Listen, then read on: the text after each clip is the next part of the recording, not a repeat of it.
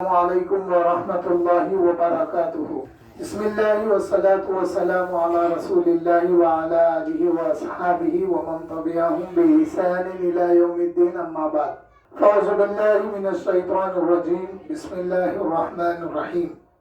ان الذین آمنوا وعملوا الصالحات سیجعل لهم الرحمن ودا، صدق اللہ العظیم وصدق رسوله النبي الأمين الكريم ونحن على ذلك لمن الشاهدين والشاكرين۔ الحديث عن رسول الله صلى الله عليه وسلم: من كنت مولاه فعلي مولاه، او كما قال عليه الصلاة والسلام۔ حاضرین و سامعین، الحمدللہ 13 رجب کی مناسبت سے آج صدیقی منزل میں جشن ولادت مولا کائنات مقرر ہے، جس کی صدارت آفتاب خطابت فرمائیں گے، اور منقبت مولا علی کرم اللہ وجہہ بھی پڑھی جائے گی۔ آئیے سب سے پہلے اس ہستی جس کو شیر خدا بھی کہا جاتا ہے، مولا کائنات بھی ہیں، آپ کی ولادت کا ذکر کرتے ہیں۔ آپ کی ولادت سے پہلے حضرت ابو طالب شام میں، اس بات کا ذکر امام نووی نے کیا ہے، شام میں آپ بغرض تجارت جب تشریف لے گئے تو وہاں پر راہب نے بتایا کہ اے ابو طالب، یہاں کیا کر رہے ہو؟ جاؤ تم مکہ، تمہارے یہاں بیٹا پیدا ہونے والا ہے جس کا نام علی ہوگا۔ جب آپ واپس آئے مکہ مکرمہ تو آپ کی زوجہ فاطمہ بنت اسد خانہ کعبہ میں تھی، حرم میں تھی۔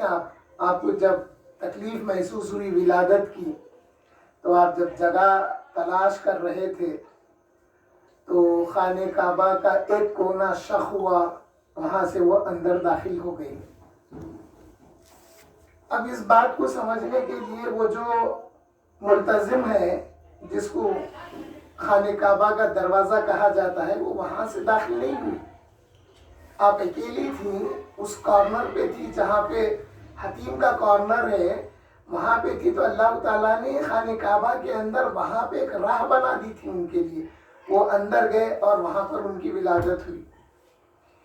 ولادت کے بعد میں آپ کی والدہ ماجدہ نے حضرت علی کرم اللہ وجہہ کا نام حیدر رکھا، اور ادھر حضور صلی اللہ علیہ وسلم غار حرا میں عبادت میں مصروف تھے۔ حکم ہوا اللہ کا، اے میرے محبوب، اب آپ مکے کی طرف جائیے، علی کی ولادت ہوئی ہے۔ اور مولا علی کی ولادت کی خبر سن کر جب حضور صلی اللہ علیہ وسلم مکہ مکرمہ میں حرم میں جب آپ داخل ہوئے تو آپ کی والدہ یعنی فاطمہ بنت اسد سے جب حضور صلی اللہ علیہ وسلم کی ملاقات ہوئی تو چچی نے بھتیجے سے کہا، یا محمد، یہ بیٹا میرا پیدا ہوا ہے، ابھی تک اس نے آنکھ نہیں کھولی ہے۔ جیسے ہی وہ اپنے شہزادے کو حضور کی گود میں دیتے ہیں تو مولا علی نے جب آنکھ کھولی تو سب سے پہلے دیدار مصطفیٰ کیا۔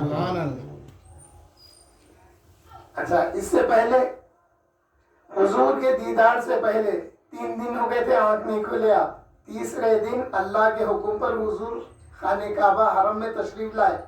اس سے پہلے ابو جہل کا ایک بیٹا، وہ چچی سے کہتا کہ بچے کو دو، میں وہ جو خانہ کعبہ کے اندر بڑا بت تھا اس کے قدموں کے نیچے کی دھول آنکھوں میں لگاتا ہوں۔ مولا آنکھ ہی نہیں کھولتے۔ جو بچہ پیدا ہوتا اس کی آنکھ میں وہ دھول لگائی جاتی تھی بت کے نیچے کی۔ مولا علی 3 دن ہو گئے آنکھ ہی نہیں کھولے۔ اب حکم ہوا اللہ جل شانہ کا، ہے میرے محبوب آپ حرم چاہیے۔ جب حضور تشریف لائے حرم میں، چچی نے جب بچے کو دیا تو بچہ مولا علی جب آنکھ کھولے تو سب سے پہلے مصطفیٰ کا دیدار کیا انہوں نے، اور پھر حضرت ابو طالب جب آئے، دیکھے بیٹے کی ولادت بھی ہوئی، اس نے آنکھ کھول کر میرے محبوب بھتیجے محمد کا دیدار بھی کر لیا ہے، تو حضرت ابو طالب نے مولا علی کا نام علی رکھا، آپ کی والدہ نے حیدر رکھا تھا۔ اس لیے آپ مرحب سے ایک موقع پہ فرمائے تھے، جب آپ کا مقابلہ ہوا مرحب سے، جو عرب کا مشہور پہلوان تھا، اس سے مقابلہ ہوا، تو آپ نے شعر پڑھ کے کہا انا الذی سمتنی امی حیدرہ، میں وہ ہوں، اے مرحب سن، میں وہ ہوں جو میری ماں نے میرا نام حیدر رکھا ہے۔ اب یہ جو حیدر ہے نا، حیدر شیر کی ایک انگڑائی ایسی ہوتی ہے جس کا نام حیدر کہا گیا ہے۔ شیر کے ہر انگڑائی، ہر اس کے پہلو کے الگ الگ نام آئے ہیں۔ کبھی اسد کہا گیا، تو جب حیدر، جب انہیں کسی شکار کو جھپٹنے کے لیے، جب وہ دیکھتا ہے تو اس کا نام کچھ اور ہے، جب وہ اٹھتا ہے تو اس کا نام کچھ اور ہے، جب وہ آگے بڑھتا ہے تو اس کا نام کچھ اور ہے، اور جب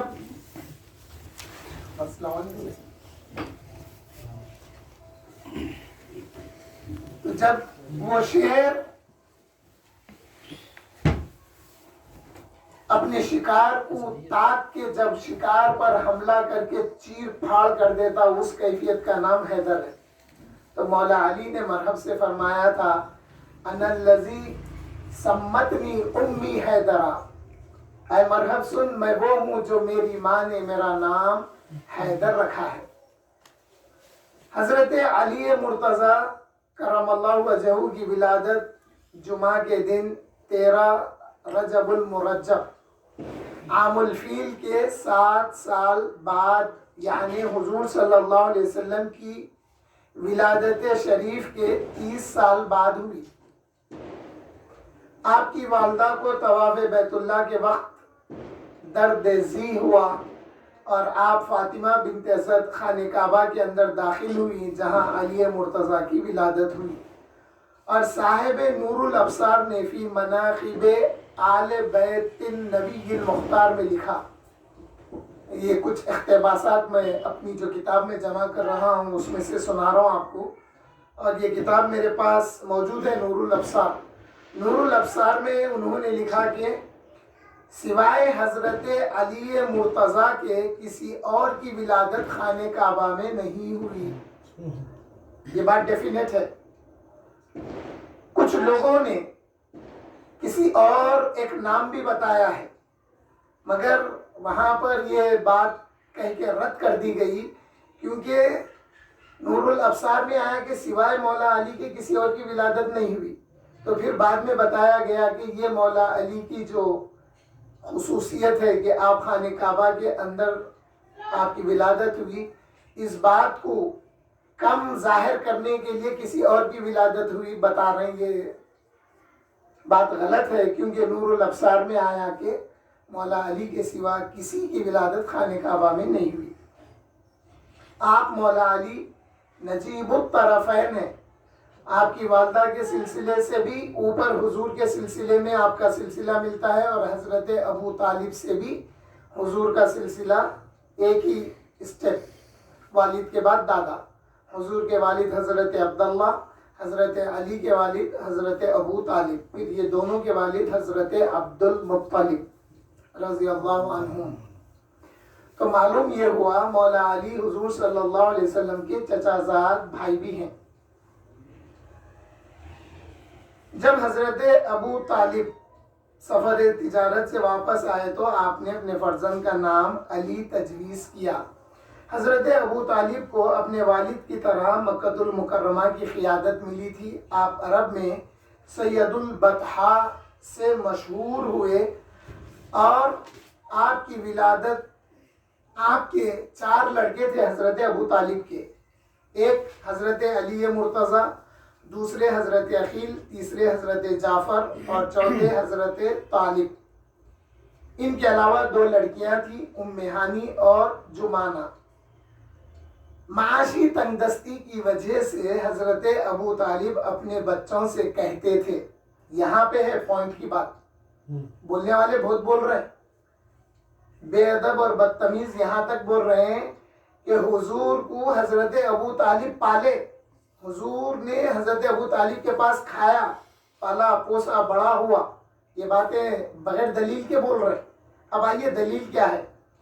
حضرت ابو طالب کی اتنی اولاد کی وجہ سے، کثیر العیال ہونے کی وجہ سے آپ کے پاس معاشی تنگدستی رہتی تھی، تو اپنے بچوں سے کہتے میرے بھتیجے محمد کو آنے دو، پھر جب حضور صلی اللہ علیہ وسلم کے دودھ نوش فرمانے کے بعد وہ تھوڑا سا دودھ جو آل ابو طالب کے لیے ناکافی تھا، اگر حضور سے پہلے وہ دودھ اگر حضرت ابو طالب کی اولاد کو پلا دیا جاتا تو وہ ناکافی تھا، تو حضور کے آنے کے بعد حضرت ابو طالب پہلے اپنے بھتیجے محمد کو دیتے تھے صلی اللہ علیہ وسلم، حضور نوش فرمانے کے بعد جب رہ جاتا تو وہ دودھ جب بچوں میں تقسیم ہوتا تو اس کی کیفیت کیا ہوتی۔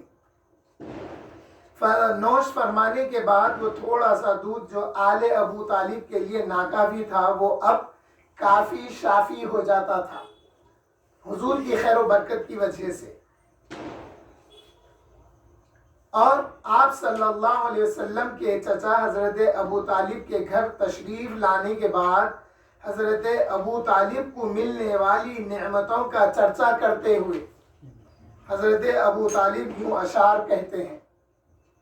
حضور حضرت ابو طالب کے پاس جب آ گئے آپ کے دادا جان کے انتقال کے بعد، تو جو نعمتیں حضور کے آنے کی وجہ سے حضرت ابو طالب کو ملی اس کا ذکر حضرت ابو طالب ان اشعار میں کرتے ہیں۔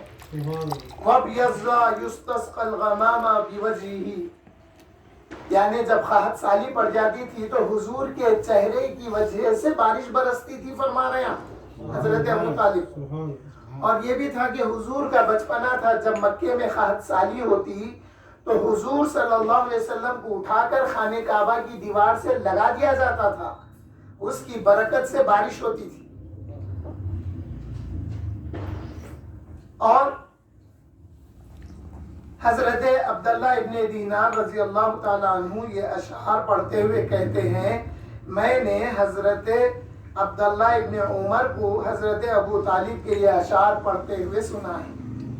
وہ اشعار صرف حضرت ابو طالب تک ہی نہیں رہ گئے، بعد والوں نے بھی ان اشعار کو پڑھا ہے۔ جب جب نبی کی شان بیان کرنے کا وقت آتا تو ابو طالب حضرت ابو طالب کے بھی یہ اشعار پڑھتے تھے۔ بہرلوم نے اپنی تفسیر یا اپنی کتاب میں کہیں پر لکھا ہے کہ لوگ حضرت ابو طالب بولے تو کیوں چیڑتے، جبکہ گاندھی کو گاندھی جی بولے تو نہیں چیڑتے، بلکہ ایک سوال کیا بہرلوم نے۔ تو اس لیے ہم بھی حضرت ابو طالب کہتے ہیں، احترام سے نام لیتے ہیں۔ ابی الحجاج مجاہد بن جبر نے کہا کہ حضرت علی مرتضیٰ پر اللہ کی نعمت یوں ہو گئی، کیسی ہو گئی؟ ایک دفعہ رسول اللہ صلی اللہ علیہ وسلم نے اپنے چچا حضرت عباس ابن عبد المطلب سے فرمایا کہ بے شک آپ کے بھائی ابو طالب، حضرت عباس سے فرما رہے ہیں، اپنے چچا سے فرما رہے ہیں، دوسرے چچا کا ذکر کر رہے ہیں کہ آپ کے بھائی ابو طالب کثیر العیال ہونے کی وجہ سے ہمیں چاہیے کہ ابو طالب کا بوجھ ہلکا کریں، بانٹ لیں، ان کا بوجھ ہم بانٹ لیں گے، حضور فرما رہے ہیں حضرت عباس سے، اور ان کے بیٹوں کو اپنے زیر کفالت لے لینا چاہیے، حضور فرما رہے ہیں حضرت عباس ابن عبد المطلب سے اور اپنے آپ سے کہ ہم حضرت ابو طالب کی یوں مدد کر سکتے ہیں کہ ان کے بچوں کو ہم اپنی کفالت میں لے لیں گے تو ان کی جو کثیر العیال بچوں کی کفالت میں تھوڑی تخفیف ہو جائے گی۔ اب یہ حضرات آ کر حضرت ابو طالب کے پاس آئے اور اظہار خیال کرنے لگے کہ ہم چاہتے ہیں کہ آپ کی تنگدستی میں آپ کے لیے کچھ کمائی کا باعث ہو، کچھ کمی کا باعث ہو، ہم آپ کی اولاد میں سے کفالت کرنا چاہتے ہیں۔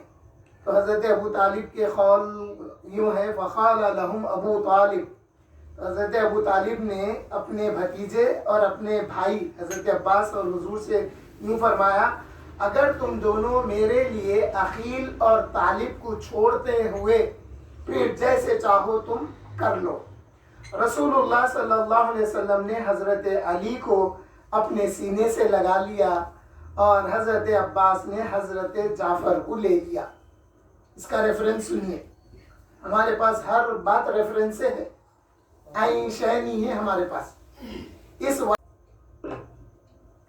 جعفر ابن ابی طالب نے اپنے چچا حضرت عباس ابن عبد المطلب کے پاس پرورش پائی، حتیٰ کہ حضرت جعفر ابن ابو طالب نے اسلام قبول کر لیا۔ ایسی پرورش پائی کہ انہوں نے اسلام قبول کر لیا۔ آخر حضرت علی کرم اللہ وجہہ کو رسول اللہ صلی اللہ علیہ وسلم نے آغوش محبت میں تعلیم و تربیت عطا فرمائی۔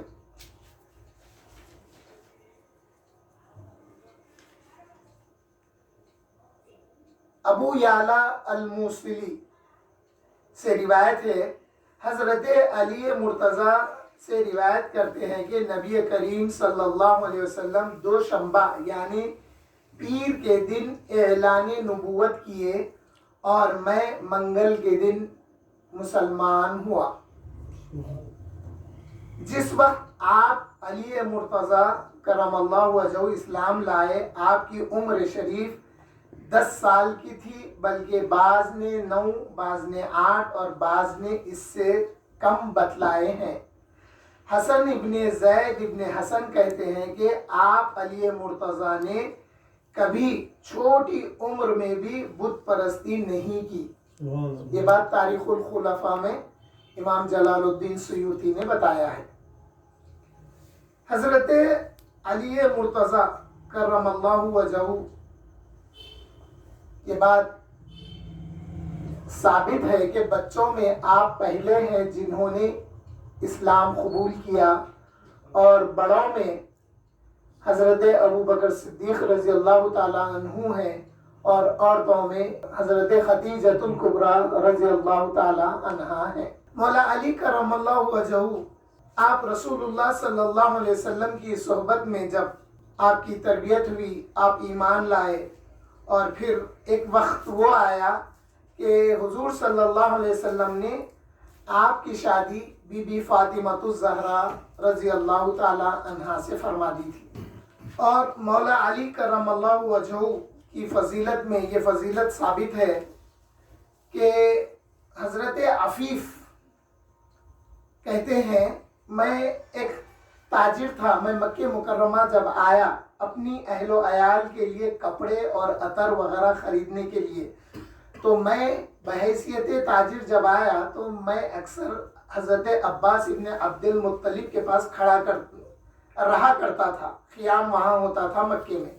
اور جب حضرت عباس ابن عبد المطلب تجارت کے لیے جاتے ملک شام میں تو حضرت عفیف کے پاس آپ قیام کرتے تھے، تو اس لحاظ سے تجارت کی دوستی تھی ان حضرات میں۔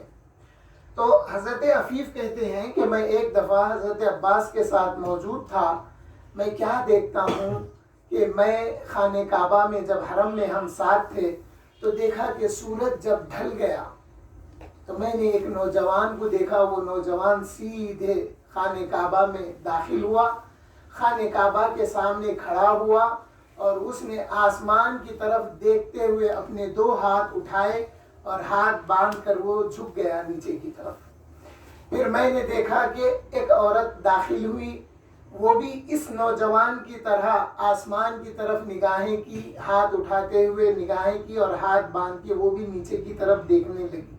اور پھر میں نے ایک چھوٹے بچے کو دیکھا جس کی عمر تقریباً 8-9 سال تھی، وہ بچہ بھی آیا، ان دونوں کی طرح ہاتھ اٹھاتا ہوا آسمان کی طرف دیکھا اور ہاتھ باندھتے ہوئے وہ جو نوجوان آیا تھا اس کے بازو میں یہ کھڑا ہو گیا۔ تو میں نے عباس سے کہا، یعنی حضرت عباس ابن عبد المطلب سے حضرت عفیف نے کہا، یا عباس ھذا امر عظیم، اے عباس یہ کیا بات ہے، ایک تعجب خیز بات میں دیکھتا ہوں۔ تو حضرت عباس ابن عبد المطلب نے وہ شخص عفیف سے کہا، اے عفیف تم جانتے ہو وہ جو نوجوان سب میں پہلے آیا وہ کون ہے؟ بولے میں نہیں جانتا۔ وہ کہنے لگے، حضرت عباس اس عفیف کو بتانے لگے کہ آئے عفیف، یہ جو نوجوان آ کر ہاتھ اٹھاتے ہوئے اوپر دیکھتے ہوئے جب کھڑا ہو گیا، یہ نوجوان میرا بھتیجا محمد ہے، اور یہ نوجوان میرے بھتیجے محمد کا یہ کہنا ہے کہ اللہ نے اس کو نبوت اور رسالت عطا کی ہے، وہ ایک اللہ کی طرف دعوت دیتے ہیں۔ اور پھر پوچھے، اے عفیف تم جانتے ہو وہ جو نوجوان کے پیچھے عورت آگے کھڑی ہو گئی وہ کون ہے؟ تو وہ عفیف کہنے لگے جی میں نہیں جانتا۔ تو وہ کہنے لگے کہ یہ عورت میرے نوجوان بھتیجے کی زوجہ ہے جس کا نام خدیجہ بنت خویلد ہے۔ اس کے بعد میں پھر حضرت عباس پوچھتے ہیں، اے عفیف جانتے ہیں یہ جو نوجوان کے بازو ایک کمسن بچہ لڑکا آ کے کھڑا ہو گیا یہ کون ہے؟ بولے نہیں۔ تو کہنے لگے کہ یہ لڑکا نوجوان کے بازو جو چھوٹا لڑکا آ کر کھڑا ہو گیا یہ بھی میرا بھتیجا ہے، اس کا نام علی ہے، یہ ابو طالب کا بیٹا ہے۔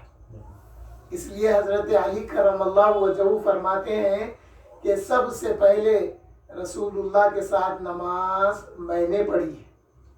یہ فضیلت حضرت علی کرم اللہ وجہہ کے پاس ہے۔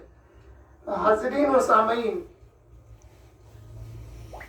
اہل سنت والجماعت کا عقیدہ اور حضرت علی مرتضیٰ کے خلاف گمراہ فرقوں کی نشاندہی غنیۃ الطالبین میں پیران پیر غوث اعظم دستگیر رضی اللہ تعالی عنہ نے بڑی تفصیل بتائی ہے، اور جن 72 فرقوں کا 73 فرقوں کا ذکر آیا ہے جس میں 72 فرقے گمراہ ہیں، ان کی پوری شاخیں بتا دی، گنتی بتا دی۔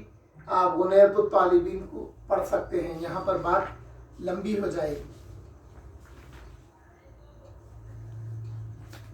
بعض دفعہ یہ بات سننے میں آتی ہے کہ امام شافعی کا قول ہے کہ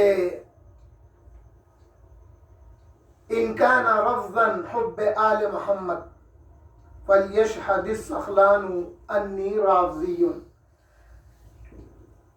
اگر آل محمد صلی اللہ علیہ وسلم کی محبت رافضیت ہے تو اے جن و انس گواہ رہو میں رافضی ہوں، سیدھا سیدھا ترجمہ کر دیتے۔ امام شافعی کا یہ جو قول ہے یہ ایک سوالیہ جملہ ہے، کیونکہ امام شافعی کے دور میں رافضیت بہت عروج تک جاری تھی۔ تو رافضی یہ سمجھتے تھے کہ ہم اہل بیت کی محبت میں خلفائے راشدین کو برا بولنا، سب و شتم کرنا، ان کے پاس عقائد میں یہ بات شامل تھی، آج بھی ہے، مگر سوشل میڈیا پہ یہ لوگ اپنے آپ کو محفوظ بھی رکھے ہیں۔ آج دیکھو آپ سنیت کا لباس پہن کر عقائد اہل سنت والجماعت کے خلاف جو لوگ بکواس کر رہے ہیں، بھوگ رہے ہیں، ان کی سوشل میڈیا پہ جب ویڈیو آتی تو اہل سنت والجماعت کے علماء ان کی مخالفت کرتے ہیں۔ مخالفت کرنے کی وجہ کیا ہے؟ یہ ہے کہ سنیت کے لباس میں یا سنیت کے اسٹیج پر یا سنیت کے نام پر رافضیت مت بکو۔ تم عقائد دیکھو اہل سنت والجماعت کے کیا ہے، اب جاگے کیا ہر رافضی سے لڑ رہے ہیں؟ نہیں لڑ رہے، ان کے عقیدے میں ہے، وہ بات بول رہے ہیں، گمراہ ہے، ڈکلیئر ہو گیا کہ وہ گمراہ ہیں، ختم، ان کے پیچھے جانا نہیں ہے۔ اور حضور فرمائیں یہ ایسے ہوں گے، دین سے ایسے نکلیں گے کہ پھر واپس نہیں آ سکیں گے۔ پھر حضور نے مثال دی، فرمایا کہ تیر کو دیکھو، تیر جب کمان سے نکل کر جاتا ہے تو وہ تیر واپس نہیں آتا، پریکٹیکل حضور نے بتا دیا۔ تو دین سے نکلنے والے دین میں پھر اس لحاظ سے واپس نہیں آئیں گے۔ گمراہی کے راستے پر جب چلیں گے نا تو وہ گمراہی میں جاتے جاتے اتنے چلے جائیں گے کہ ان کو احساس نہیں ہوگا کہ میں گمراہی پر آ گیا اور اسی پر اور آگے بڑھ رہا ہوں۔ آخر میں وہ کفر تک چلے جاتے ہیں، شرک تک چلے جاتے ہیں۔ تو اللہ جنہیں محفوظ رکھا وہ اہل سنت والجماعت ہے۔ ان اشعار کو امام بیہقی نے مناقب شافعی میں اور حافظ ابن عساکر نے تاریخ دمشق میں روایت کی ہے، مگر اس کی تحقیق کیا ہے؟ علامہ حافظ ذہبی رحمۃ اللہ علیہ نے سیر اعلام النبلاء میں فرمایا جو شخص یہ دعویٰ کرتا ہے کہ شافعی شیعہ ہیں تو وہ من گھڑت بات ہے. امام شافعی اصلاً شیعہ نہیں ہے، انہوں تو اہل سنت کے ایک امام ہے، سارا زمانہ جانتا ہے. اس لیے امام ذہبی فرماتے ہیں جو شخص یہ سمجھتا ہے کہ امام شافعی شیعہ ہیں تو وہ من گھڑت بات ہے، اور وہ نہیں جانتا وہ کیا کہہ رہا ہے. یعنی وہ کس پہ بہتان باندھ رہا؟ امام شافعی پہ بہتان باندھ رہا کہ وہ شیعہ ہیں. امام ذہبی فرما رہے ہیں. اس کے بعد میں امام ذہبی فرماتے ہیں جبکہ آداب شافعی و مناقبہ میں امام ابن ابی حاتم نے لکھا ہے امام شافعی رافضیوں کو کائنات کے سب سے زیادہ کذاب قرار دیتے تھے. تو انہوں شیعہ یا رافضی کیسا ہوں گے؟ یہ بات کی سپورٹ ہو رہی کہ وہ جو شعر ہے اس کو اصل سمجھے نہیں لوگ. کیسا سمجھے؟ اس کو سمجھنا کیسا میں بتاؤں گا. پھر آپ کے ایک شاگرد ہے ذم الکلام و اہلہ میں شیخ الاسلام، اس زمانے کے شیخ الاسلام ابو اسماعیل عبداللہ الانصاری جن کی وفات 487 ہجری میں ہوئی، نے امام شافعی کے شاگرد ہیں، وہ امام شافعی کے شاگرد ہیں، نقل کیا کہ بویتی کہتے ہیں میں نے امام شافعی سے سوال کیا کیا رافضیوں کے پیچھے نماز ہوتی ہے؟ دیکھیے اس قسم کے سوالات آج کے نہیں ہیں، یہ سوالات تو ازل سے ہیں. امام بویتی امام شافعی سے پوچھ رہے ہیں کہ کیا رافضیوں کے پیچھے نماز ہوتی ہے؟ تو آپ نے فرمایا لا تصلی. امام شافعی فرمائے لا تصلی، ان کے پیچھے نماز مت پڑھو. پھر آگے امام شافعی نے فرمایا رافضیوں کے پیچھے نہ خدریوں کے پیچھے نہ ہی مرجیوں کے پیچھے. پھر میں نے سوال کیا، یعنی امام بویتی نے پھر امام شافعی سے سوال کیا کہ ان کو ہم کیسا پہچانیں گے؟ تو امام شافعی نے فرمایا جو یہ کہے کہ ایمان صرف قول ہے وہ مرجیہ ہے، اور جو یہ کہے کہ ابو بکر و عمر وہ امام نہیں وہ رافضی ہے. نہیں مانتے لوگ امام اپنے. رافضی اور شیعہ لوگ 12 ائمہ کو مانتے مگر یہ شیخین کو امام نہیں مانتے لوگ. پھر آگے خطیب بغدادی نے روایت کیا کہ امام شافعی کا بیان ہے کہ میں نے خواب میں دیکھا کہ حضرت علی ابن ابی طالب کرم اللہ وجہہ نے مجھ کو سلام کر کے مصافحہ کیا اور اپنی انگوٹھی نکال کر مجھ کو پہنا دی. یہ کون کہہ رہے ہیں؟ امام شافعی کہہ رہے ہیں. اسی لیے میں ایک ذہن دیتا ہوں، آپ رسول اللہ صلی اللہ علیہ وسلم کے دشمنوں کا مقابلہ کریں، اس کی خبر رسول اللہ کو ہوتی ہے. رسول اللہ کی عظمت کا دفاع کریں، شان نبوت و رسالت کا دفاع کریں، اس کی خبر رسول اللہ کو ہوتی ہے. کئی واقعات ہے، ایک واقعہ بتا کے اپنی بات پہ آ جاتا ہوں. حضور صلی اللہ علیہ وسلم کی اس دنیا سے پردہ فرمانے سے 3 دن پہلے یمن میں، کیونکہ حضور کی طبیعت خراب ہونے کے بعد میں یہ جتنے منافقین تھے وہ لوگ اپنے اپنے مقامات پر نبوت کا دعویٰ کرنے لگے، جس میں مسیلمہ کذاب ہے، اسود العنسی ہے، انہیں یمن میں تھا اسود العنسی، انہیں بولا میں بھی نبی ہوں. بولا انہیں اپنے قبیلے کے ساتھ حضور کے پاس آیا تھا حج پہ، ان کے قبیلے والے ایمان لا لیے تو انہیں حضور سے بولا کہ آپ اپنی نبوت و رسالت میں میرے کو بھی شریک کر لیجئے. بولا تو حضور فرمائے کہ یہ نبوت اور رسالت تقسیم ہونے والی چیز نہیں، یہ اللہ کی طرف سے انعام ہے، یہ اللہ جسے چاہے بناتا ہے. تو یہ بغیر ایمان لائے کے واپس ہو گیا تھا، تو انہیں یمن میں دعویٰ کرا تو اس کو مارنے والے حضور صلی اللہ علیہ وسلم کے وصال سے 3 دن پہلے کی بات ہے، یمن میں، اور انہیں بڑی سیکیورٹی میں رہتا تھا. تو فردوس الدیلمی صحابی کا نام، تابعی کا نام ہے فردوس الدیلمی. یہ جو صاحب تھے ان کا نام فردوس تھا، الدیلمی قبیلے سے تھے. وہ جب ان کو معلوم ہوا کہ یہ نبوت کا دعویٰ کر رہا تو بولے ہاں رسول اللہ کو ہم آخری نبی مانتے ہیں، یہ کیسا نبی ہے؟ یہ اٹھے رات میں، بڑی سیکیورٹی تھی، اس سیکیورٹی سے بچتے ہوئے جب رات میں اس کے کمرے میں گئے، جب مارے تو اس کی جو آواز نکلی، خر خر آواز نکلی، تو وہ جو سیکیورٹی والے تھے اندر آ گئے. اور صبح میں حضور نے مدینے میں اس بات کی خبر دی کہ اسود الانسی یمن میں مارا گیا، اس کو مارنے والے فردوس الدیلمی ہے، بول کے حضور نے بتا دیا مدینے میں. تو اس واقعے سے اور بھی واقعات ہیں، کیونکہ وقت کی مناسبت سے میں ایک واقعہ بتا کے یہ ذہن دیتا ہوں کہ حضور کی دفاع جو کوئی جس طرح سے جیسے بنے، زبان سے، ہاتھ سے، پیسے سے، جیسے ہو سکتا دفاع کریں گے تو اس کی اطلاع حضور کو ہوتی ہے. اب ایک سوال ہے، حضور کی دفاع کرنے والے کی اطلاع اگر حضور کو ہوتی ہے تو حضور کی دفاع کرنے کے موقع پر جو مصلحت کا شکار ہو جاتا ہے اس کی خبر بھی رسول اللہ کو ہوتی ہے. وقت آیا دفاع کرنا ہے، دفاع کی اگر خبر ہوتی ہے تو مصطفیٰ کا اگر وقت پہ دفاع نہیں کر رہے تو اس کی خبر بھی رسول اللہ کو ہوتی ہے. یہ بات ثابت ہے، سمجھ میں آنے والی بات ہے. تو جس سے جیسا ہو سکے دفاع کرنا ہے. امام شافعی نے خواب میں حضرت علی کرم اللہ وجہہ کو دیکھا، مولا علی نے سلام کیا.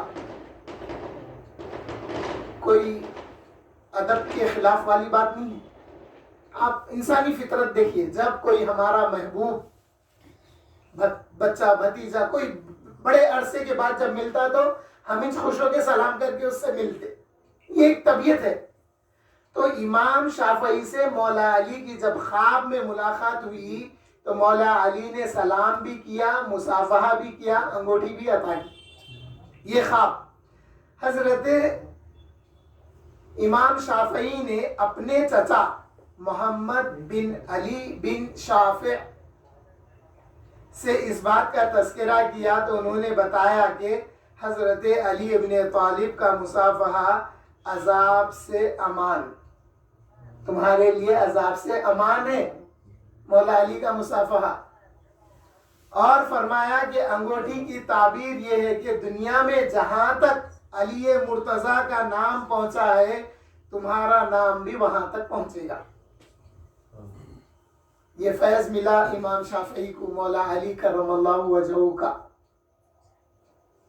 امام شافعی حضرت علی مرتضیٰ کی آل کا بہت احترام کیا کرتے تھے، اس وجہ سے لوگ آپ کو شیعہ خیال کرنے لگے. اہل بیت اکرام سے بے پناہ محبت اس لیے بھی تھی کہ امام شافعی خود مطلبی ہاشمی ہیں.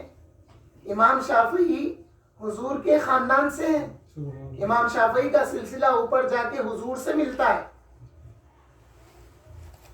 اور خود امام شافعی رشتے میں رسول اللہ صلی اللہ علیہ وسلم کے چچا زاد بھائی لگتے ہیں. اس بات کا ذکر کتابوں میں خطیب بغدادی نے کیا ہے. بار بار ریفرنسز اس لیے بول دیتا ہوں میں، عین شئی والی بات نہیں ہونا. کس سے سنے؟ باقر صاحب سے سنے. ارے ریفرنس کیا ہے؟ چلو باقر صاحب کچھ پوچھیں گے، فون کر رہے ہیں، باقر صاحب بول رہے ہیں میں مصروف ہوں. نہیں، میں بولتا ہوں جب علم دے رہے ہیں تو اس کی سند بھی ساتھ ہی مل گئی تو آپ لوگوں کو اطمینان ہو جاتا. کہاں سنے؟ بولتا خطیب بغدادی لکھے بولتے. اس کے بعد میں پھر کوئی حجت کرا تو اس کو کیا بولنا معلوم؟ تو کتاب خرید کے تو پڑھ، تیرے کو نہیں ملا تو پھر میں بتاتا ہوں وہ کتاب لے کے آ بولنا. آج کل کیا ہو گیا معلوم؟ الٹی منطق کر رہے ہیں ہمارے ساتھ. ہم ریفرنس دیے تو ہمارے کچھ پوچھ رہے ہیں کہاں ہے بتائیے. تو اب کتاباں ڈھونڈ کے 2 دن لگا کے نکال کے لے جا کے یوں بتائے تو انہیں 1 سیکنڈ میں جو رد کر دیتا. نہیں وہ ایسا ہے ویسا ہے بولتا. یہ ساری محنت چلے جاتی. جب انہیں ریفرنس پوچھتا تو اس کو بولنا خطیب بغدادی نے لکھا ہے، تاریخ خطیب بغدادی خریدو، خرید کے تم پڑھو. نہیں ملا تو وچ کتاب میرے پاس لاؤ، میں اس میں بتاتا ہوں بولنا ہے لوگ. اب زمانہ بدل گیا. اب ہمدردی کر کے ارے وہ بیچارہ غریب ہے، مگر عقل دیکھو اس کی کہاں تک جاری، جہالت دیکھو کہاں تک جاری اس کی. غریب معاش کے طور پہ ہوں گا، مگر جہالت کہاں تک جاری؟ ریفرنس سے بات کرے تو انکار کر رہا. تو ایسوں کو ایسا ہی جواب دینا آج کے وقت کا تقاضا ہے. اس لیے میں بعض دفعہ اکثر ریفرنسز دے دیتا ہوں. ترتیب المدارک و تفریب المسالک میں امام قاضی ایاز المالکی نے لکھا ہے کہ ایک مرتبہ کچھ لوگوں نے امام شافعی سے کہا کہ آپ کے اندر تشیع کی بو آتی ہے، شیعہ ہونے کی بو آتی ہو رہے امام شافعی کو، تو آپ آل نبی صلی اللہ علیہ وسلم سے محبت کا اظہار کرتے ہیں. اس سے معلوم ہوا کہ سوال کرنے والا کون ہے؟ رافضی ہے. کیونکہ رافضی امام شافعی جیسے نہیں ہیں، تو اس لیے رافضی سوال کیا. تو پھر امام شافعی نے فرمایا کیا رسول اللہ صلی اللہ علیہ وسلم نے نہیں فرمایا کہ تم میں سے کوئی اس وقت تک مومن نہیں ہو سکتا جب تک کہ میں اس کے نزدیک اس کے والد، بچوں اور تمام لوگوں سے زیادہ محبوب نہ ہو جاؤں؟ نیز رسول اللہ نے فرمایا کہ متقی لوگ میرے دوست اور قرابت دار ہیں، اور متقی اور نیک رشتہ داروں سے محبت کا حکم ہے. اسی صورت میں رسول اللہ صلی اللہ علیہ وسلم کے نیک رشتہ داروں سے کیوں نہ محبت کروں میں؟ پھر آپ یہ اشعار پڑھیں جو اشعار میں نے پڑھا ہے. امام شافعی کی طرف ان اشعار کو منسوب کرنا کذب اور بہتان ہے، اور حجت منسوب کرنے والوں کے لیے یہ بات کافی ہے. کیا بات کافی ہے؟ جیسا کہ اللہ تعالیٰ نے فرمایا ان کان للرحمن ولد فانا اول العابدین. سورہ زخرف کی یہ آیت ہے جس کا ترجمہ یہ ہے، اللہ تعالیٰ خود فرما رہے اپنے محبوب سے، اے میرے محبوب محمد مصطفیٰ، آپ لوگوں سے کہہ دو جو لوگ اللہ کا بیٹا مانتے ہیں. لوگوں نے حضرت عیسیٰ کو بھی اللہ کا بیٹا مانا، حضرت عزیر کو بھی اللہ کا بیٹا مانا. کیوں کہ عیسیٰ کو بغیر والد کے ہونے کی دلیل سمجھ کے اللہ کا بیٹا مانا. عزیر علیہ السلام کے زمانے میں جو کتاب تھی، مقدس کتاب، اللہ نے اس کتاب کو ان کی بے حرمتیوں کی وجہ سے یہودیوں کے اٹھا لیا تھا. تو عزیر علیہ السلام کی معجزہ یہ تھا کہ آپ نے زبانی اس کتاب کو ڈکٹیٹ کروایا جو موسیٰ علیہ السلام پہ نازل ہوئی تھی. تو ڈکٹیٹ کروا دیے، لکھ دی گئی کتاب. اس کے بعد اللہ نے ایک حکمت ایسی کی کہ اس کتاب کو ظاہر کیا. تو اب یہ جو یہودی تھے یہ سمجھنے لگے کہ اب ہم دیکھتے ہیں کہ عزیر جو کتاب لکھا ہے وہ کتاب اور جو کتاب قدیم جو ہم سے چھپا دی گئی تھی وہ کتاب جب ظاہر ہوئی تو اس میں کیا فرق ہے. جب کمپیئر کر کے دیکھے تو نہ اس میں فرق ہے نہ اس میں فرق ہے، دونوں ایک جیسے ہیں. تو سمجھنے لگے کہ یہ خدا کا بیٹا ہے. تو اس موقع پہ اللہ ایسا کہنے کی وجہ سے اللہ نے جیسے فرمایا کہ اے محبوب ان مشرکوں سے کہہ دو اگر رحمان کا کوئی بیٹا ہوتا، اگر رحمان کا ان کان للرحمن ولد، اگر رحمان کا کوئی بیٹا ہوتا تو اے محبوب آپ فرما دو سب سے پہلے میں اس کی عبادت کرنے والا ہوتا، کیونکہ میں نبی ہوں، میں رسول ہوں اس کا، تو میں زیادہ حقدار تھا اس کے بیٹے کی عبادت کرتا. مگر اب بیٹا نہیں ہے، اس کا کوئی بیٹا نہیں ہے. تم لوگ جو بیٹے بیٹیاں بنا لیے ہیں یہ اللہ کی کوئی بیٹا بیٹی نہیں ہے، لم یلد ولم یولد ہے. تو یہ جو آیت کا پس منظر ہے نا، اسی پس منظر میں امام شافعی نے بتایا کہ اگر اہل بیت کی محبت رافضیت اگر ہوتی، تم جیسا سمجھ رہے ہیں رافضیت اگر ہوتی تو اے زمین و آسمان کی مخلوق سنو کہ میں رافضی ہوں. رافضیت کے نام پر اہل بیت کی محبت، جس کی عقائد میں خلفائے راشدین کو برا بھلا بولنا، سب و شتم کرنا، یہ اہل بیت کی محبت نہیں ہے، امام شافعی نے ثابت کیا ہے. اب اس کو کچھ لوگ بغیر تحقیق کرے کہ اشعار کو مین و ان پڑھ کے بول دے رہے. ارے بھائی تو سنی، امام شافعی اہل سنت کے امام، اور امام شافعی کا لقب کیا ہے معلوم؟ امام محی السنہ ہے. امام اعظم کو جیسا امام الاعظم کہا جاتا ہے تو امام شافعی کو امام محی السنہ ہے، اور امام احمد ابن حنبل امام اہل السنہ کہتے ہیں امام احمد ابن حنبل کو، اور امام مالک کو امام دار الہجرہ کہتے ہیں۔ تو یہ ہمارے کچھ لوگ تحقیق نہیں، پڑھتے نہیں، اچھی محفلوں میں نہیں بیٹھتے، یہ باتیں کرتے ہیں۔ اس آیت سے واضح ہے کہ ان اگر کا معنی دیتا ہے، ان جو آیا نا اگر کا معنی دیتا ہے، نہ کہ یقین کا۔ یقین کا معنی نہیں ہے، ان بول تو اگر، ان کان للرحمن ولدا، اگر رحمان کا بیٹا ہوتا، اگر ہے نہیں، اگر ہوتا، یہ معنی دیتا ان، یقین کا معنی نہیں دیتا ان۔ تو پھر اگر رحمان کے لیے لڑکا ہوتا تو پھر میں پہلا ہوتا اس کی عبادت کرنے والوں میں سے۔ یہاں پر ان نفی کے طور پر استعمال ہوا۔ اس طرح امام شافعی نے فرمایا اے رافضیو، تم شیخین کو سب و شتم کر کے اہل بیت کی محبت سمجھ رہے ہو، تو ایسا نہیں ہے، تو گواہ ہو جاؤ دو جہاں والو، کیا میں رافضی ہو سکتا ہوں؟ یہ سوال ہے شعر میں، امام شافعی نے یہ فرمایا۔ پھر ایک شعر امام شافعی نے یہ بھی فرمایا، قالو ترفست قلت کلا، تم لوگ کہتے ہیں کہ میں رافضی ہو گیا، نہیں واللہ میں رافضی نہیں ہوں۔ مر رافضی دینی ولا اعتقادی، میرا رافضیت نہ میرے میں رافضیت ہے، میرا دین نہ رافضیت ہے، اور نہ میرا اعتقاد رافضیت ہے، یعنی میرے دین میں رافضیت نہیں ہے اور نہ میرے اعتقاد میں رافضیت ہے، امام شافعی نے فرمایا۔ امام شافعی فرماتے ہیں کہ مجھ سے کہا گیا کیا آپ رافضی ہو گئے ہیں؟ تو میں نے جواب دیا ہرگز نہیں، میرا دین نہ رافضیت ہے نہ میرا اعتقاد رافضیت ہے۔ اور پھر سبحانک بہتان عظیم، یہ ایک بہتان، بہت بڑا بہتان امام شافعی پر لگایا گیا۔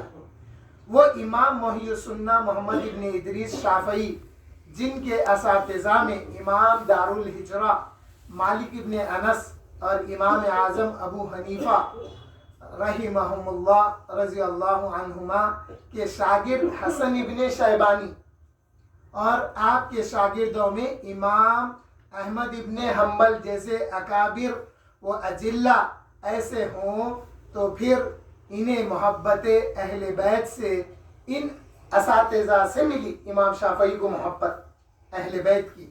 حضرت امام جعفر صادق کو امام اعظم کے شاگرد ہونے پر ناز تھا، جو امام زید ابن علی رضی اللہ عنہ کے معاون بھی تھے۔ کون؟ امام اعظم۔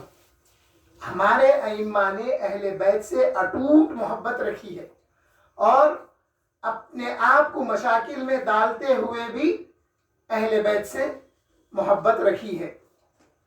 آخری مرحلے میں ہوں کیونکہ حضرت کو بھی اپنے کو سننا ہے۔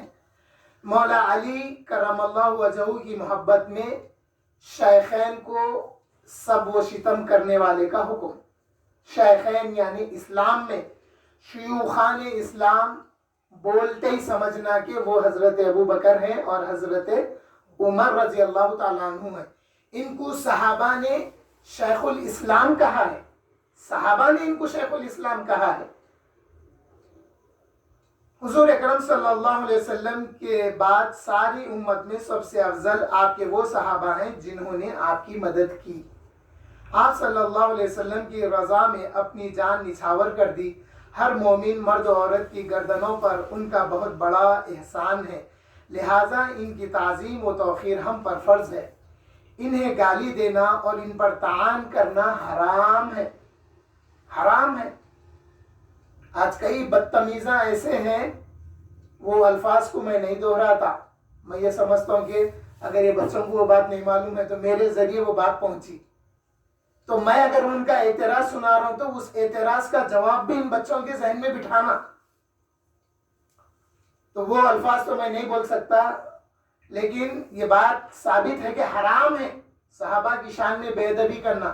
ایسے کو پوچھنا تیرے باوا چچا لڑ لیے تھے، بچوں کو سنایا نہیں سنایا؟ دادا لڑ لیے، نانا لڑ لیے، اختلاف ہوا، انسانی زندگی ہے، اختلاف ہوتا. کیا یہ اختلافات سنائے بچوں کو؟ نہیں سنائے. کہیں کو نہیں سنائے.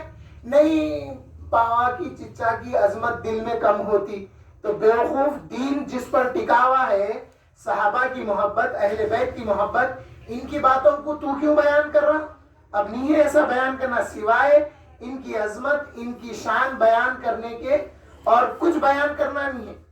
اور خاص کر عام محفلوں میں، عام مجلسوں میں ان کے آپسی جو باتیں تھیں ان باتوں کو بیان کرنے کا حکم نہیں ہے.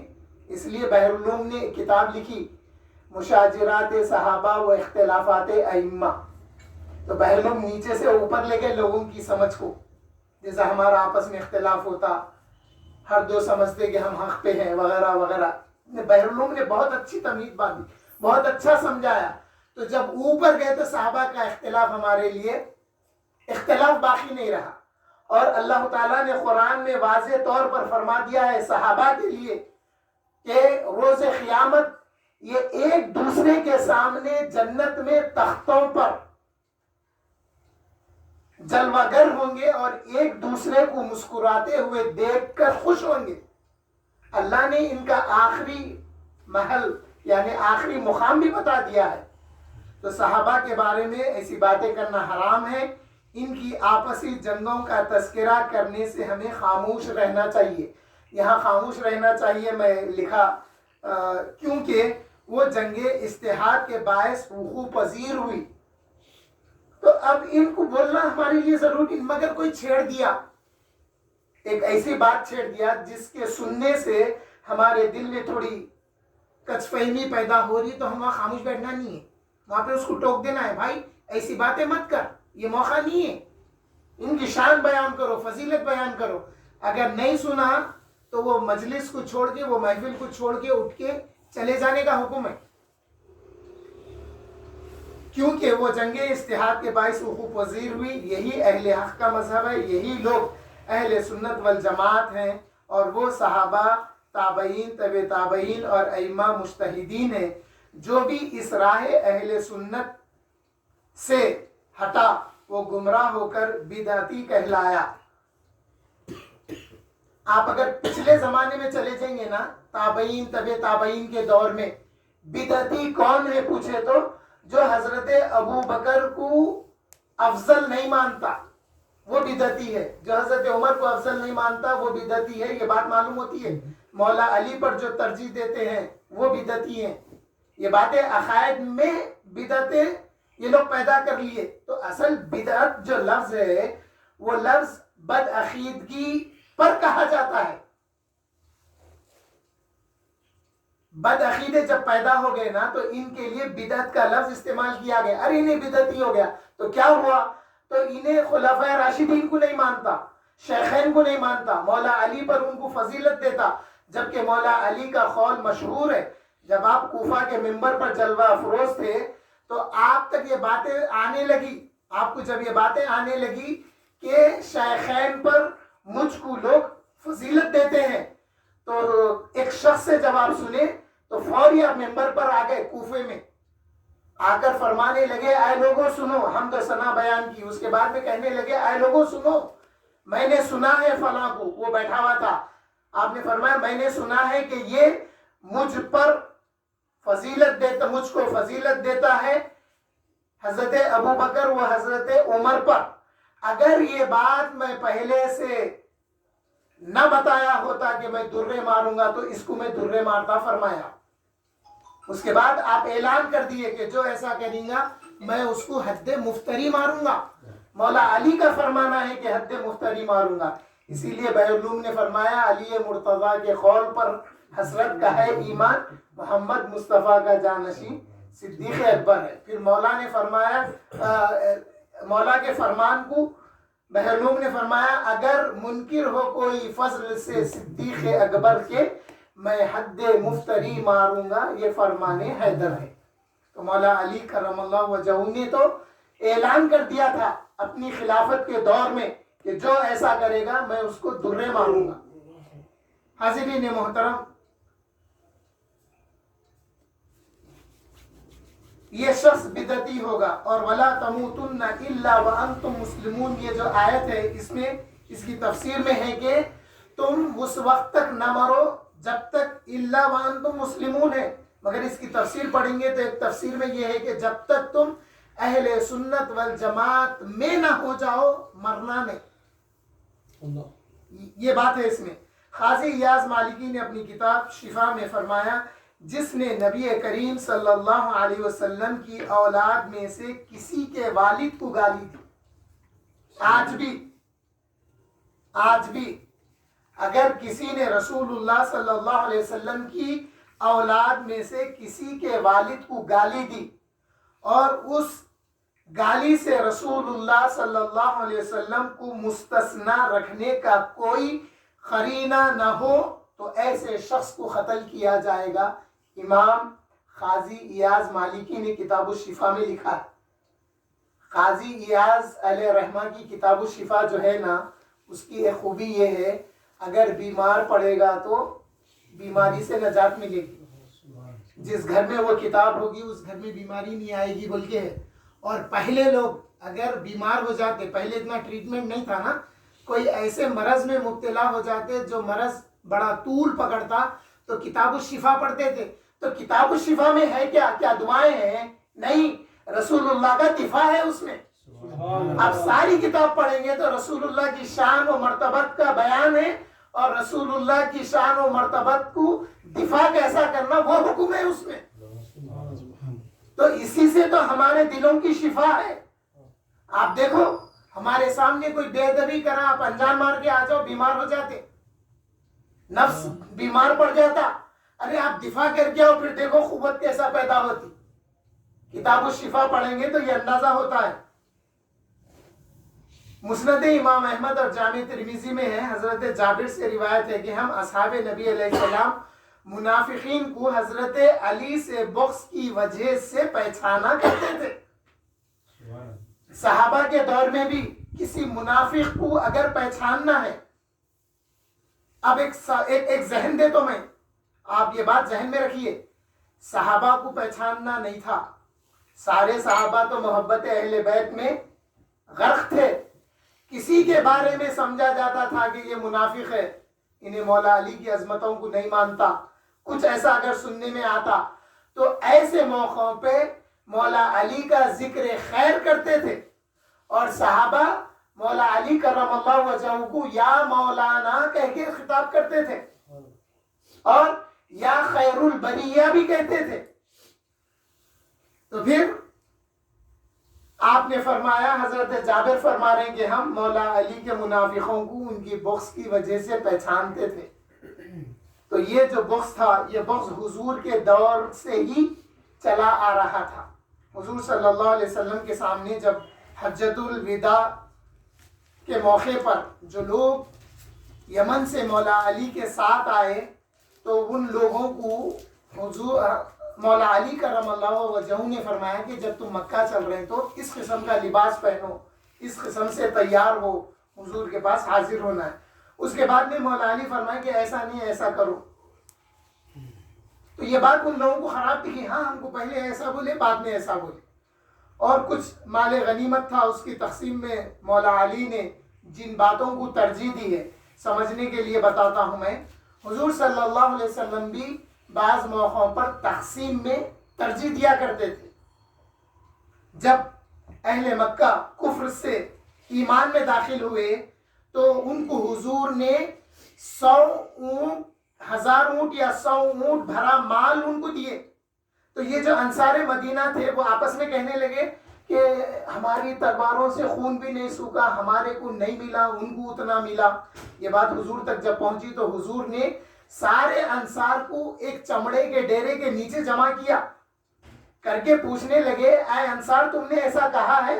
تو جو بردبار صحابہ تھے انصار کے، انہوں نے کہا یا رسول اللہ، ہم نے جو کم سن بچے ہیں جن کے دانت ابھی کچے ہیں، وہ بچوں نے کہا ہے، ہم نے ایسی بات نہیں کی ہے. کم سن بچوں سے میں یہ سمجھا کہ جو دین میں ابھی ابھی داخل ہوئے ہیں، جو ایک بات ہے دیکھیے، جو انصار مدینہ حضور پر اپنا مال جان نثار کرنے والے تھے، ان کے بچے بھی ویسے تھے. یہاں پر کم سن بچوں سے مراد جو ایمان ابھی ابھی لائے ہیں، چاہے ان کی عمر کچھ بھی ہو، اسلام میں کم سن جو ہیں ان لوگوں نے یہ کہا ہے. تو حضور فرمائے کہ اے انصار مدینہ، کیا تم یہ پسند نہیں کرتے کہ وہ جو لے گئے ہیں وہ مال لے کر اپنے گھروں کو جائیں اور تم اللہ اس کے رسول کو لے کے اپنے گھروں کو جاؤ؟ تو صحابہ نے بیک وقت ایک لہجے میں کہا کہ ہم اس بات سے راضی ہیں کہ ہم اپنے گھروں کو اللہ اس کے رسول کو لے کر جائیں. تو صحابہ کا تو یہ عمل تھا. تو بغض جو آ گیا تھا، یہ مولا علی فرمائے ایسا چلو ایسا چلو، تو ان لوگوں کو اچھا نہیں دکھا. حج کے موقع پہ آگے شکایت کرے تو حضور نے عرفات میں ہی ان لوگوں کو سمجھا دیا، دیکھو علی کا فیصلہ میرا فیصلہ ہے. علی جس انداز سے فیصلہ کرے اس کو قبول کرنا اور علی کی اطاعت اور فرما برداری کرنا. عرفات میں حضور نے یہ بات کو سمجھا دیا، یہ بات رفع دفع ہو گئی، جہاں کی وہاں ہو گئی. لیکن منافقین کے ذریعے یہ باتیں آپس میں پھیلتے پھیلتے صحابہ تک بھی یہ باتیں پہنچ گئی. تو حجۃ الوداع کے بعد میں غدیر خم پر، جہاں پر سب کو روک کر حضور نے اعلان کیا من کنت مولاہ فعلی مولا. آج میں نے اسی حدیث کو پڑھا تھا جس کا مفہوم اور ترجمہ یہ ہے کہ حضور نے فرمایا میں جس کا مولا ہوں علی اس کے مولا ہے، میں جس کا مولا ہوں علی اس کے مولا ہے. بے شک ہمارے مولا علی کرم اللہ وجہہ ہے. حضرت عمر رضی اللہ تعالیٰ عنہ نے آپ کی بغل میں ہاتھ دے کر پیروں پہ رقص کیا، یعنی اظہار خوشی کرتے ہوئے فرمائے کہ بخ بخ، مبارک ہو اے عمر، تمہارے رات دن جو ہے مولا کے ساتھ گزرتے ہیں. تو یہ باتیں تھی. بغض آنے کی وجہ یہ تھی کہ مولا علی کا شان و مرتبہ جو تھا اس کو یہ مانتے نہیں تھے. اور قرآن میں نے کئی آیتیں جمع کی ہے، الحمدللہ کچھ مصروفیات سے وہ پورا نہیں ہو سکا. ایک کتاب جمع کر رہا ہوں میں مولا علی کی فضیلت پر، جس کے 100 صفحے ہو چکے ہیں، ٹائپ ہو گئے ہیں، وہ کریکشن کرنا ہے اور 100 ہونے کے چانسز ہے. اس میں ایک حدیث، ایک آیت ایسی لایا ہوں میں، مولا علی کی ولایت کا سوال روز قیامت بھی ہوگا. علی کو ولی مانتے تھے کیا؟ علی کی ولایت کا اقرار کرتے تھے کیا؟ روز قیامت سوال ہوگا. اور پھر ایک بدبخت جب اس غدیر خم پر جب حضور نے اعلان کیا تو یہ بات جب اس بدبخت تک پہنچی تو اس کو ہضم نہیں ہوا. وہ آ کر حضور سے عرض کرنے لگا، بولا یا محمد صلی اللہ علیہ وسلم، آپ نے کہا اللہ ایک ہے، ہم نے اللہ کو ایک مانا. آپ نے کہا کہ آپ اس کے رسول ہیں، ہم نے آپ کو رسول مانا. آپ نے کہا کہ 5 نمازیں ہیں، 5 نمازیں مانے، روزے مانے، زکوٰۃ مانے، آپ کے کہنے پہ یہ سب مانے. اب آپ بتائیے جو مقام آپ نے اپنے چچیرے بھائی کو دیا ہے، من کنت مولا فعلی مولاہ، یہ جو مقام آپ نے اپنے چچا زاد بھائی کو دیا ہے، یہ اللہ کی طرف سے ہے یا آپ کی طرف سے ہے؟ تو حضور فوری برملا حضور نے فرمایا کہ میں اللہ کے حکم پر فرمایا ہوں. تو وہ بدبخت کیا کہنے لگا معلوم؟ اب حضور سے مڑ گیا، حضور سے پیٹ پھیر لیا، پھیر کر اپنی سواری کے پاس جب جانے لگا تو نگاہیں اوپر کر کے کہنے لگا یا اللہ، یہ محمد جو بات کہہ رہے ہیں اگر یہ بات سچ ہے تو میرے سواری تک جانے سے پہلے مجھ کو ہلاک کر دے. اب دیکھیے ایک بات جو میری سمجھ میں آئی، آپ اتفاق کریں گے، اختلاف نہیں کر سکتے. جب حضور سے رخ پھیر لیا وہی اس کی گمراہی ہوئی. معلوم ہوا حضور سے جب رخ پھر جاتا ہے تو سوائے ہلاکت کے کچھ بھی نہیں رہتا. تو ہم کو چاہیے اہل سنت والجماعت کے ماننے والوں کو کہ جہاں تک ہو سکے حضور کے مخالفین کا رد کرنا، جس لحاظ سے ہو سکے، چاہے وہ سگا بھائی ہو، چاہے وہ ماں باپ ہو، چاہے وہ اولاد ہو، مخالفت کرنا، کمپرومائز نہیں کرنا. جب انہیں پلٹ کے یہ بات کہنا ہی تھا، آسمان سے پتھر نازل ہوئے، اس کے سر میں پڑ کے اس کے جسم میں سے، اس کے نیچے سے وہ پتھر نکلے اور انہیں وہیں پر ڈھیر ہو گیا. یہ ہونا ہی تھا. جبرائیل امین آیتیں لے کے نازل ہو گئے. سأل سائل، اے محبوب آپ سے ایک سوال کرنے والے نے سوال کیا ہے، اور اس نے جو عذاب کے جلدی کا ذکر کیا ہے اپنے سوال میں، اس سے اس کو چھٹکارا ملنے والا نہیں تھا. اللہ نے قرآن کی آیتیں نازل کر دیا.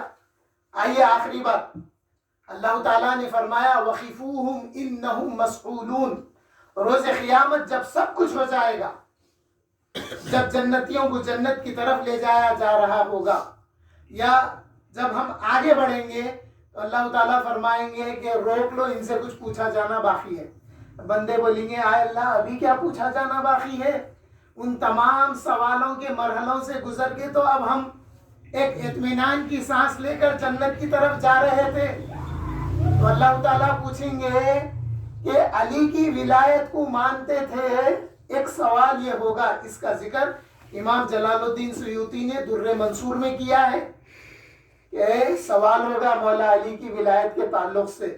تو ہم مولا علی کو ولی مانتے ہیں اور ولایت کا منبع مانتے ہیں، اور حضور صلی اللہ علیہ وسلم نے جن جن مناقب کا ذکر مولا علی کے لیے کیا ہے، چاہے وہ ہم سنیں یا نہ سنے ہوں، ہم ان تمام پر ایمان لاتے ہیں. اور امید کرتے ہیں کہ روز قیامت حضرت ابوبکر صدیق رضی اللہ تعالی عنہ کی محبت کی وجہ سے حضرت علی کرم اللہ وجہہ ہم کو جنت میں داخل ہونے کی پرچی دیں گے، جس کے ذریعے سے ہم انشاءاللہ جنت میں داخل ہوں گے. اللہ تعالیٰ کی بارگاہ میں دعا ہوں کہ اللہ تعالیٰ اس محفل کو قبول فرمائے، ہمارے دلوں کو مولا علی کرم اللہ وجہہ کی محبت سے اور اہل بیت کی محبت سے ہمیشہ آراستہ اور پیوستہ رکھے، تاکہ خبر میں ہمارے لیے دو کھڑکیاں کھلے، ایک اہل بیت کی محبت اور ایک حضور صلی اللہ علیہ وسلم کی محبت کی وجہ سے. اور میں دعا گو ہوں کہ اللہ تعالی ہم سب کے اس محفل میں شریک ہونے کو قبول فرمائے، ہمارے دلوں میں اہل بیت کی محبت بھی عطا فرمائے، صحابہ کی محبت بھی عطا فرمائے، آفتاب خطابت کو بھی صحت عطا فرمائے. اور اس محفل میں جو بھی منتیں، مرادیں یا دعائیں لے کر حاضر ہوئے ہیں، یا اللہ مولا علی کے وسیلے واسطے سے قبول فرمائے. اے اللہ میرے والد کی مغفرت فرما، اے اللہ میرے دادا کی مغفرت فرما، اے اللہ میرے تمام متعلقین کی مغفرت فرما، اے اللہ ہماری والدہ کو صحت اور عافیت عطا فرما، ان کی بیماری کو دور فرما، اور ان کا سایہ عاطفت ہمارے سروں پر، ہم تمام گھر والے بھائی بہنوں کے سروں پر قائم اور دائم فرما. ہم تمام بہنوں کے بھائیوں کے جو بھی جائز مقاصدات دینی و دنیاوی ہے اسے پورے فرما. یا اللہ یہ جو بچے ہمارے پڑھ رہے ہیں، کوئی حفظ کر رہا ہے، کوئی اسکول کی پڑھائی میں زبردست ہے، یا اللہ جو بچے جو بھی دین اور دنیا کی تعلیم حاصل کر رہے ہیں ان کو ان کے لیے آسان فرما، اور خصوصاً جو بچے حفظ کر رہے ہیں ان کے حافظے کو پختگی عطا فرما. الہ العالمین جیسا علم تو نے مولا علی کو حضور کے فرمانے کے مطابق علم قرآن عطا کیا تھا، مولا اس میں کا کچھ حصہ ان بچوں کو بھی عطا کر دیں، تاکہ وہ تیرے اور تیرے حبیب اور تیرے مولا کے چرچے کرتے رہیں. آج جو آیتیں ہمارے بیٹے حمزہ نے پڑھی ہے، اللہ ان آیتوں کے پڑھنے کی ان کو سمجھ اور صلاحیتیں عطا فرما کہ ہر موقع پر مناسبت سے آیتیں پڑھیں. اور الہ العالمین جو کچھ میں کر رہا ہوں اس کو قبول فرما، اس کو خالصتاً تیرے اور تیرے حبیب کے لیے اور مولا علی کے لیے فرما. مولا مرنے سے پہلے زباں پر کلمہ طیب لا الہ الا اللہ محمد رسول اللہ نصیب ہو. آمین والحمدللہ رب العالمین.